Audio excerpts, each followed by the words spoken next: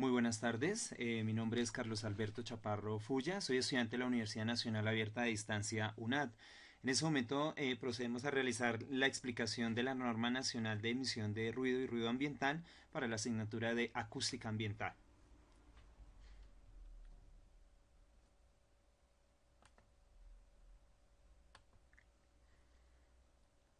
Iniciam- Iniciamos como tal con la norma 0627 del 2006, la cual determina las normas ambientales y mínimas y las regulaciones de carácter general aplicables a todas las actividades que puedan producir de manera directa o indirecta algunos tipos de daños ambientales y dictar regulaciones de carácter general que permitan controlar, reducir la contaminación atmosférica en el territorio nacional.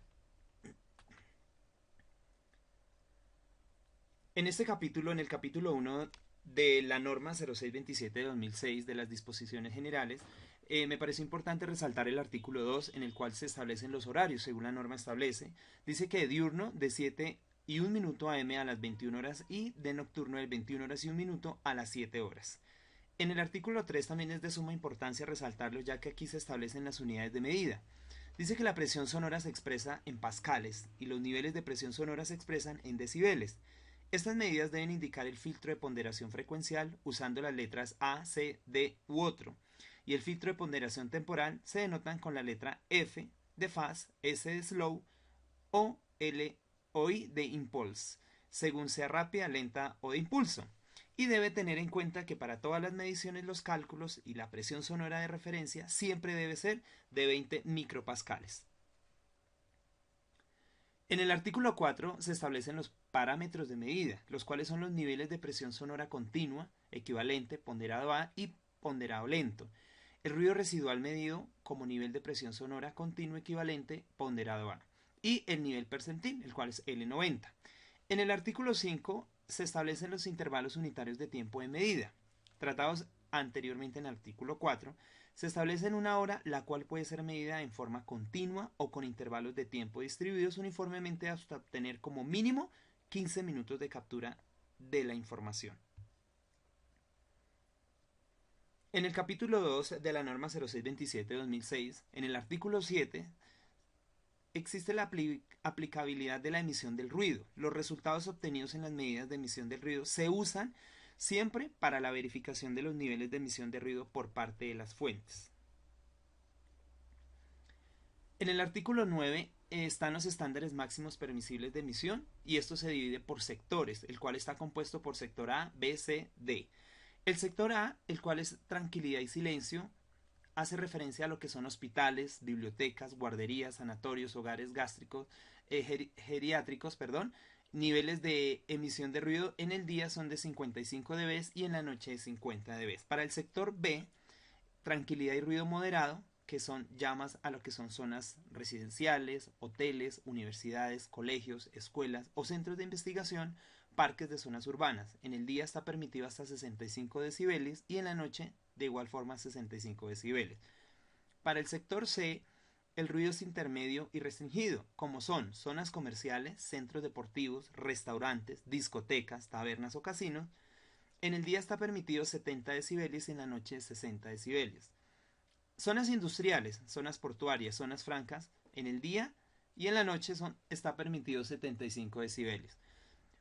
Para zonas con uso de oficinas o zonas institucionales, el día está permitido 65 decibeles y en la noche 55 decibeles. Ya lo que son zonas con usos relacionados como parques mecánicos y espectáculos, al aire libre el día está en 80 decibeles y en la noche el permitido es de 75 decibeles. Para lo que son el sector D, de zona suburbana o rural, de tranquilidad y ruido moderado. Esta es residencial suburbana, rural habitada destinada a explotación agropecuaria, zonas de recreación y descanso, parques naturales y reservas naturales. En el día está permitido 55 decibeles y en la noche de 50 decibeles. En el capítulo cuarto, lo que es equipos de medida y mediciones de suma importancia, y en el artículo 18 resalta que los equipos de medida son equipos de medida se deben hacer de manera que tengan la capacidad de medir el nivel equivalente de presión sonora como ponderación sonora, el cual estos podrían ser los sonómetros que existen de tipo 1 o de tipo 2. Estos deben ser de clase P y cada equipo debe tener un pistófono o un calibrador y de una pantalla antiviento y un trípode en lo posible con una extensión de micrófono. En el artículo 19 se establecen las calibraciones. Antes de realizar cualquier tipo de medición del ruido, siempre se debe calibrar cualquier equipo que se vaya a utilizar. En este caso serían los sonómetros. Esta calibración siempre se debe realizar, ya que así no podría dañar de pronto los resultados medidos. En el artículo 20 se establecen las condiciones meteorológicas. Las mediciones siempre se deben realizar en seco. Por ende, no se debe realizar cuando hay presencia de lluvias, lloviznas, truenos o caído de granizo. Y también se debe tener en cuenta un dato muy importante, la velocidad del viento. Esta no debe ser mayor a los 3 metros por segundo. Entonces, siempre que se debe realizar una medida para medida del ruido, primero se debe tener en cuenta los dispositivos o equipos con los cuales se va a realizar. En segunda medida, se debe realizar todo tipo de calibraciones siempre que se vaya a empezar una medición desde cero. Y se deben de tener en cuenta obviamente las condiciones meteorológicas. Siempre se debe realizar en seco, con eso garantiza unos resultados más óptimos a que si lo hacen de pronto con algún tipo de presencia de lluvias, lloviznas o truenos. Una vez analizada la norma 0627 de 2006, se establece y empezamos a realizar el análisis de la norma 6918 del 2010, por la cual se establece la metodología de medición y se fijan los niveles de ruido al interior de las edificaciones, inmisión, generados por la incidencia de fuentes fijas de ruido. En esta norma es muy importante resaltar que todas las personas tienen derecho a gozar de un ambiente sano y es deber de Estado proteger la diversidad e integridad del ambiente. También es deber del Estado planificar el manejo de los recursos naturales, el cual garantice su desarrollo, sostenibilidad. Además, también deberá prevenir los factores de deterioro ambiental. En el artículo 33 del decreto de 2811 del 18 de diciembre de 1974, se dispone que se establecerán las condiciones y requisitos necesarios para preservar y mantener la salud y la tranquilidad de los habitantes, mediante el control de ruidos originados en actividades industriales, comerciales, domésticas, deportivas, de esparcimiento de vehículos, de transporte o de otras actividades análogas.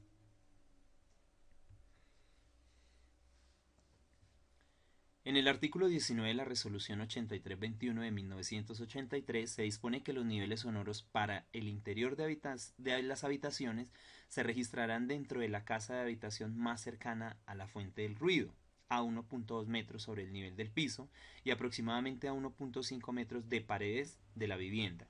Se deberán efectuar las mediciones de 3 sitios diferentes con una distancia entre estos más o menos de 0.5 metros. Cuando bajo determinadas circunstancias la tranquilidad se ve afectada e incide de manera concreta en la vulneración o amenaza de algún derecho fundamental como la salud, la vida o la intimidad, el habitante o cualquier persona que se vea afectada está en todo el derecho de interponer una acción de tutela en aras de proteger el derecho vulnerado. En el artículo 1 se establece que el procedimiento técnico y metodológico de evaluaciones que permita prevenir, mitigar y controlar los efectos del ruido a la población expuesta al interior de las edificaciones debido a la incidencia externa o interna de fuentes fijas de ruido. Una vez analizada la norma 6918 del 2010, procedemos directamente, la cual es una norma que se encarga como de velar por la integridad y porque se cumplan los estándares de ruido permitidos dentro de cualquier tipo de edificación o casa. En esta norma, la 8321 de 1983, se dictan normas sobre protección y conservación de la audición de la salud y el bienestar de las personas por causa de producción y emisión de ruido. Esto ya viene más como a exteriores, como directamente en partes abiertas. Me pareció importante resaltar que en el capítulo 1 hay algunas definiciones, como es, por ejemplo, la contaminación del ruido, la cual es emisión de sonido que afecte la salud de los seres humanos. También en un ruido continuo, que es aquel cuyo nivel de presión sonora permanece constante. Hay un ruido impulsivo, que es aquel cuyas variaciones en los niveles de presión sonora involucran calores máximos o intervalos mayores de 1 por segundo.